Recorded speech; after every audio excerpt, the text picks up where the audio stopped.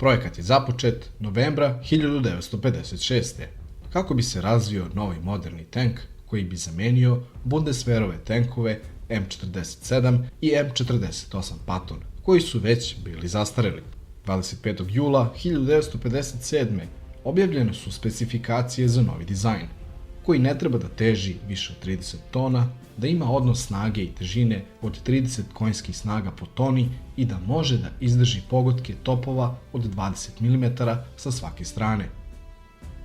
Za glavno naoružanje odabran je britanski top L7A3 od 105 mm. Mobilnost vozila imala je veliki prioritet, dok je vatrena moć bila na drugom mestu, a oklop se smatrao manje bitnim. Ovo je totalni zaokret u odnosu na nemačke tenkove iz Drugog svjetskog rata, gde su kod svakog novog modela pojačavali debljinu oklopa i vatrene moći. Francuska je bila zainteresovana za dizajn, pošto je njen projekat AMX-50 propao. Juna 1957. Zapadna Nemačka i Francuska potpisale su sporazum o razvoju zajedničkog tenka. 3 nemačka i 1 francuski dizajnerski tim bili su uključeni u takmičenje, pri čemu bi svaki tim proizveo po 2 prototipa. Nemački tim bio je podeljen u A, B i C grupu. U septembru 1958. i Italija se pridružila programu.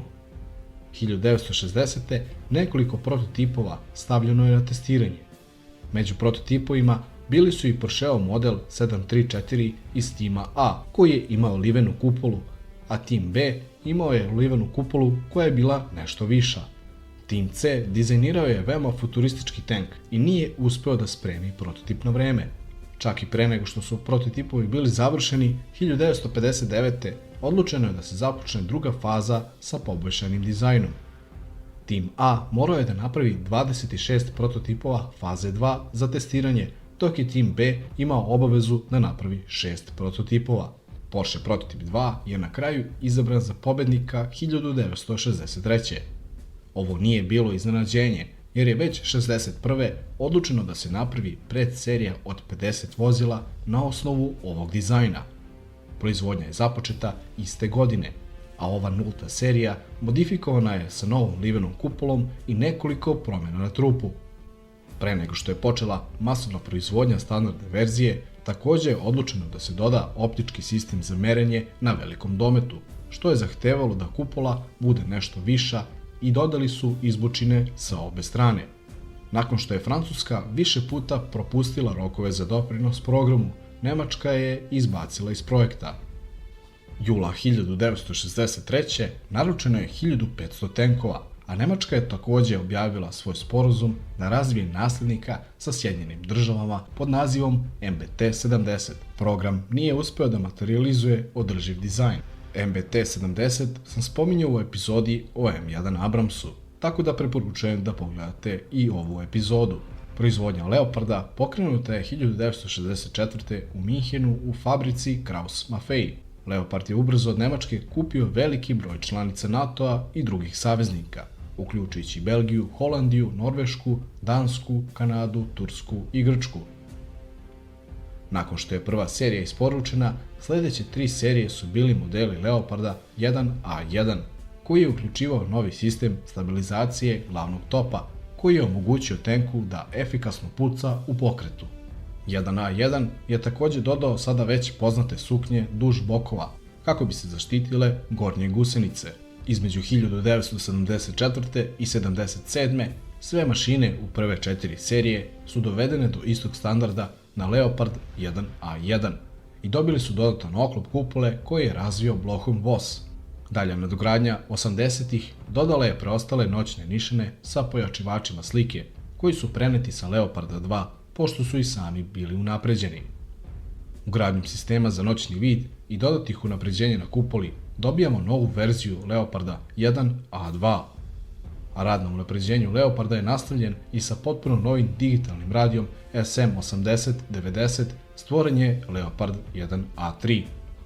Novo unapređenje 1A4 je bio spolja sličan 1A3, ali je uključivao novi sistem za upravljanje vatrom i novi šijski sistem EMS-12A1 za ciljanje.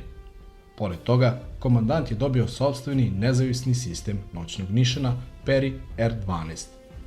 Nova oprema potrošila je dosta prostora, pa je municija smanjena na 55 granata. 1980. doneta je odluka da se odobre nove nadogradnje bazirane na ranijim modelima, koji više nisu bili konkurentni. Dobijeni Leopard 1A5 bio je zasnovan na preostalih 1225 vozila modela Leoparda A1. Kupole su modifikovane za novi 1A5, kako bi se smestila sva nova oprema. Takođe, mogao je da se montira i novi top kalibra 120 mm iz Leoparda 2, ali ova opcija nije iskorišćena.